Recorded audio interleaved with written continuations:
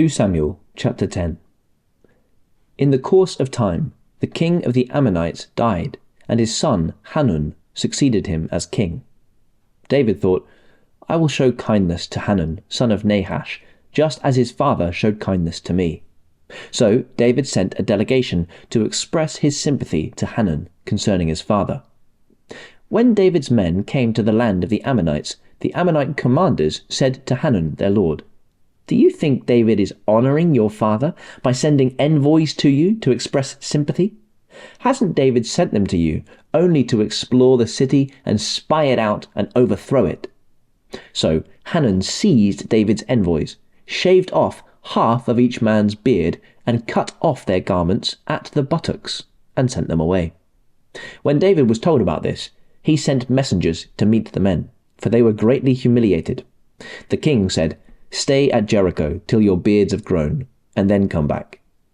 When the Ammonites realized that they had become obnoxious to David, they hired 20,000 Aramean foot soldiers from Beth Rehob and Zobar, as well as the king of Makkah with 1,000 men, and also 12,000 men from Tob. On hearing this, David sent Joab out with the entire army of fighting men.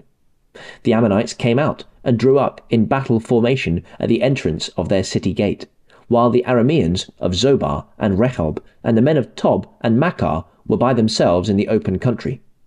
Joab saw that there were battle lines in front of him and behind him, so he selected some of his best troops in Israel and deployed them against the Arameans. He put the rest of the men under the command of Abishai, his brother, and deployed them against the Ammonites.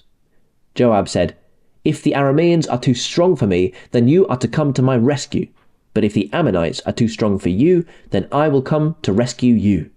Be strong, and let us fight bravely for our people and the cities of our God. The Lord will do what is good in his sight. Then Joab and the troops with him advanced to fight the Arameans, and they fled before him. When the Ammonites realized that the Arameans were fleeing, they fled before Abishai and went inside the city. So Joab returned from fighting the Ammonites and came to Jerusalem. After the Arameans saw that they had been routed by Israel, they regrouped. Hadadezer had Arameans brought from beyond the river Euphrates. They went to Helam, with Shobak, the commander of Hadadezer's army, leading them. When David was told of this, he gathered all Israel, crossed the Jordan, and went to Helam. The Arameans formed their battle lines to meet David and fought against him, but they fled before Israel, and David killed 700 of their charioteers and 40,000 of their foot soldiers. He also struck down Shobak, the commander of their army, and he died there. When all the kings who were vassals of Hadadezer saw that they had been routed by Israel, they made peace with the Israelites and became subject to them. So the Arameans were afraid to help the Ammonites any more.